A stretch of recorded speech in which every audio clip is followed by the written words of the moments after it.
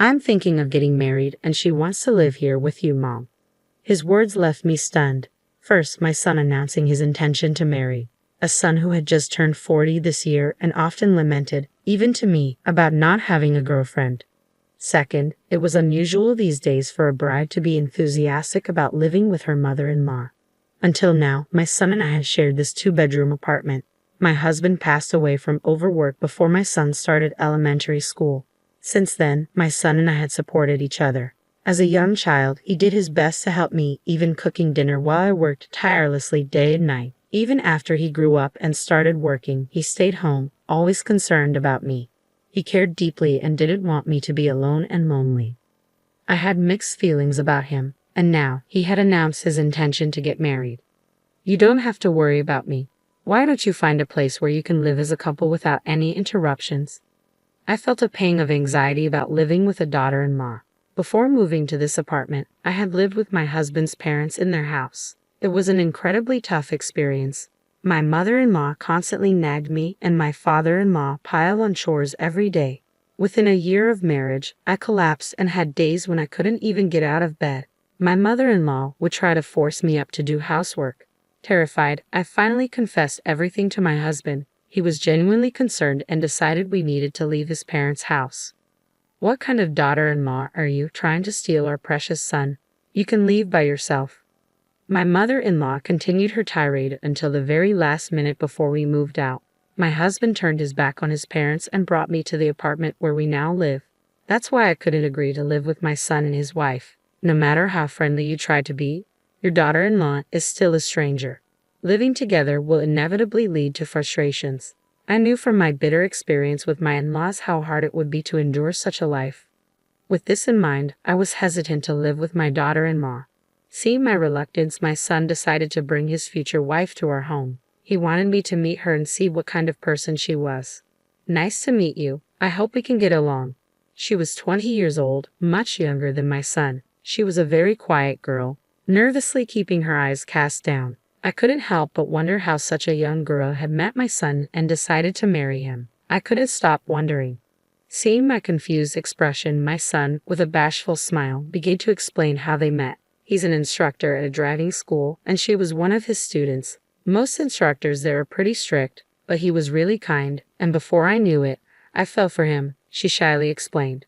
My son turned beet red. At first, I was surprised, but seeing the happiness on my son's face, I felt like crying.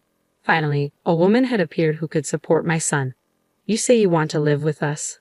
Are you really sure? If you need financial help, I can assist. Fortunately, I have some savings. If it can support my son and you and your happiness, I want to help as much as possible." I proposed this sincerely, but she shook her head vigorously. "If you're okay with it, I really want to live together. I want to help out to repay you for all the hard work you've done." What a kind-hearted girl she was. Not only did she care for my son, but she also cared about me, her future mother-in-law. I was both surprised and touched. With her, I thought maybe we could make it work living under the same roof. Before I knew it, I found myself nodding in agreement. And so, my son and she got married, and we all started living together in our apartment. But the new bride turned out to be a surprising character. Just a week into our shared living, I began to feel a sense of unease. "Mother-in-law, let me do all the housework. You take it easy." I had thought she would continue to work even after we lived together, but apparently she hadn't been working even before the marriage, and there was no sign of her getting a job. She did do the housework, but the laundry was sloppy and frankly, her cooking was not so great. But I felt if I said anything, she might take me as a nagging, difficult mother-in-law, so I chose to bear with it. Wanting to lighten her load a little, I said, "Thank you for always cooking. Let me handle dinner today. Why don't you take a break?" But she refused flatly. "No, I'll do it. Please don't take my work away from me." She stubbornly refused, and from the moment we decided to live together, I found myself unable to step into my own kitchen. Even when I tried to help with cleaning or vacuuming, she would snatch the tasks away with a slightly irritated look on her face. "Listen, mother-in-law, I've already told you it's my job. Please just stay out of it." Her attitude had changed drastically from when we first met after the wedding, leaving me bewildered. With my son working tirelessly to provide for his wife and me, taking on a part-time night job alongside his full-time day job, he often came home late. This left her and me alone in the house for long periods. She complained about almost everything I did, causing me to retreat more into my bedroom. Whenever I emerged for something as simple as using the restroom, I find her casually lounging in the living room, watching TV. I felt increasingly uncomfortable in my own home, often sighing quietly to myself. But that wasn't all. At one point, my son said something that completely surprised me. "Mom, don't you think you're making her work a little too hard? It's not fair to make her do all the housework." "What?" I exclaimed in surprise, my voice involuntarily rising. My son looked at me with a grimace, as though I were the villain. Despite my insistence on doing nothing, she had been portraying herself as the victim and complaining to my son. "I'm not making her do anything. She said she would handle all the housework." "Well, she's your daughter-in-law. Clearly, she's trying to show respect to you. You should appreciate that more. It's not fair to her. She's so young." I was perplexed by my son's reasoning that her youth warranted sympathy, and truthfully, I was hurt that he wouldn't believe my perspective. Since then, I had to be constantly vigilant around her. However, she consistently misinterpreted my intentions, leaving me perpetually troubled and distressed. Still, I would occasionally try to reach out. "Thank you for everything you do. I'll take care of things around the house today. Why don't you go out and relax?" But her responses were always dismissive. "Are you suggesting I'm a burden when I'm home? I'll have dinner with my husband, so you should eat first, mother-in-law." Unbeknownst to my son, who often returned late from work, I found myself eating alone in my bedroom. The silence, without the comforting hum of the television, made me feel unbearably lonely. From the living room, I could hear her laughter echoing through the apartment as she enjoyed her TV show. I began to fear that I would always be seen as an intruder in this home. This situation persisted for nearly a year. One day, after finishing my meal in my room as usual, I reluctantly went to the kitchen to wash the dishes. Avoiding the living room, which had been completely redecorated to fit my daughter-in-law's taste, I hurriedly started washing the dishes. Suddenly, I noticed my daughter-in-law lying on the sofa, slowly getting up. "Excuse me, could you stop it already?"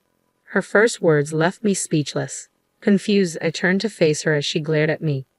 "Don't pretend you don't know," she snapped. "Your late husband built this apartment, right? I found out while cleaning your room the other day. You must have significant savings from the rental income. Why are you letting my husband work while you sit around at home?" Indeed, this apartment, where 8 families, including ours, reside, was built by my late husband for our family's future. He was a successful businessman who made the brave decision to create a separate living space for us, away from his parents. Losing my mother early in life, and with my father happily settled with his second wife, my husband became my sole pillar of support. "Even if something happens to me, I won't let you struggle," he assured me. He constructed this apartment to ensure I could lead a stable life indefinitely. With tenants, it provides a steady income. Yet our son works because he desires independence. Now married, he strives to support his family independently. Unfortunately, it seems his wife misunderstands, blaming me for any struggles he faces because of my presence. The words of my daughter-in-law persisted. Eventually, mothers who can't let go of their children become completely dependent on them financially, right? Frankly, it's annoying. An unemployed person living on a pension like you is holding us back. If you really care about your son, please leave this apartment. I couldn't comprehend what my daughter-in-law was saying at all. After all, wasn't it her idea for us to live together? I couldn't recall ever clinging to my son. If you find it difficult to say, I'll talk to him directly. This apartment and the inheritance from your late husband belong to him, so I'm sure he'll arrange for you to move to a good nursing home. Ignoring my confrontational daughter-in-law for a moment, I finished washing the dishes. Then, there was one thing I needed to clarify. Listen, you seem to be mistaken about something, but the landlord of this place is not my son. Ha! Her voice carried a hint of confusion, prompting me to sigh inwardly as I continued. Listen carefully. I appreciate you cleaning my room, but did you go through my belongings without permission? The property deed for the apartment was tucked away in the back of the drawer. My daughter-in-law's shoulders trembled. Regardless of family ties, rifling through someone's possessions is a serious breach of privacy. You're in the wrong for hiding something that rightfully belongs to him. Why do you have it? Well, because I'm the owner. That's a lie. He told me he was the owner. To silence my daughter-in-law, I showed her the apartment deed. Look, my name is on it. It's not his. She was left speechless. At that moment, my son returned home, sensing the tension in the air and looking concerned. His wife, visibly agitated, thrust the apartment deed at him. Hey, weren't you claiming you're the owner of this apartment? Explain this. Caught off guard by his wife's anger, my son finally looked guilty. He replied, I'm sorry. I just wanted to impress you a little. I wanted to hear you say, wow. It appeared he had told a small lie in hopes of earning praise from his wife. In reality, the apartment would indeed be his once I passed away, so he wasn't entirely wrong. We've been patient until now, haven't we? Let's transfer ownership to you and find a nursing home for your mother. That way, everyone will be happy, don't you think? Nursing home. Our son tried to object, but his wife's determination was relentless. We've struggled through living together when we didn't even want to. Don't we deserve some reward now? I realized it then. She had never truly wanted to live with me. Perhaps she could try to flatter me initially, to make a good impression, but in the end, she found me too burdensome. My son appeared torn for a moment, caught between his wife and me, before finally turning to address me. Mom, I'm sorry. I'll find you a good nursing home, I promise. I won't let you suffer. So could you transfer the ownership of this apartment to me? It was clear my son had chosen to side with his wife. Well, perhaps it was inevitable. A husband should prioritize his wife. Yet I had endured much over the past year too. I had no intention of quietly accepting a move to a nursing home. Very well. I'll transfer the ownership of this apartment to you. You can do as you wish, but I will choose my new place myself. With those words, I retreated to my bedroom. On the other side of the door, I could hear my daughter-in-law's triumphant voice. We did it. Now we'll finally be owners of this apartment. My son's voice echoed her excitement. I felt the foundation of the hard work I had shared with my son crumble like a house of cards, but I couldn't afford to be disheartened. I began to plan my next steps. Several days later, true to my word, I transferred ownership of the apartment to my son and swiftly made arrangements to move out. I kept my new residence a secret. Mom, thank you so much. I'll make you proud from now on. Thank you, Mom. We're going to build a happy life together. My son and his wife waved me off cheerfully as I bid them farewell with a forced smile. I settled into a condominium with nursing care services, fulfilling a dream my late husband and I had cherished, a home with views of both mountains and sea. The spacious, serene environment, free from the creaking floors of the old apartment, seemed to bring peace to my soul. Suddenly, my mobile phone rang. It was my son. His voice, filled with anger, reached my ears as I answered. Mom, what's going on? The apartment has a severe termite infestation. They're saying it needs to be completely rebuilt. Just as I suspected, a few months before I moved out, termites had been discovered during a building inspection. The aging structure had prompted me to consider rebuilding, but with my son's busy schedule and no opportunity to discuss it, I had handled it myself. I had informed the other tenants ahead of time, and they had agreed to relocate without issue. Despite the mass exodus, my son and daughter-in-law seemed unaware of the urgency of the situation. The apartment is yours now, isn't it? Whether you rebuild it or demolish it, it's up to you. What? Both options are incredibly expensive. I can't afford it. Can't you contribute a little? Absolutely not. This discussion is closed.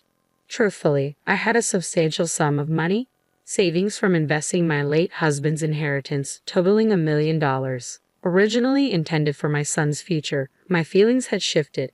That's why I could use it openly as a down payment for this condominium. My daughter-in-law interjected on the phone. Why hasn't your son inherited a single cent from his father's estate? This isn't fair. That's not what we agreed on. Before my husband passed away, he left me a will bequeathing all his property to me. He had been concerned about his parents' greed and their potential influence over our son, his grandson. Thankfully, I had severed all ties with my in-laws after we parted ways. Afterward, my son spent all his savings on demolishing the apartment. His plan was to sell the land once cleared, but it turned out the property was leased from a third party, and per the agreement, it had to be returned after demolition. With his hopes of profiting dashed, the couple found themselves financially destitute. To maintain her preferred lifestyle, my son's wife refused to compromise, leading him to work tirelessly day and night. I changed my phone number to avoid their calls, yet somehow they discovered my address, sending me letters every month. I discarded them unread. I cherished my peaceful, solitary life too much to let anyone disrupt it. Outside my window, the azure sea and lush trees basked in sunlight. Beside my bed, my late husband's portrait smiled at me. You could help him, you know. I'm not so sure about his wife, though.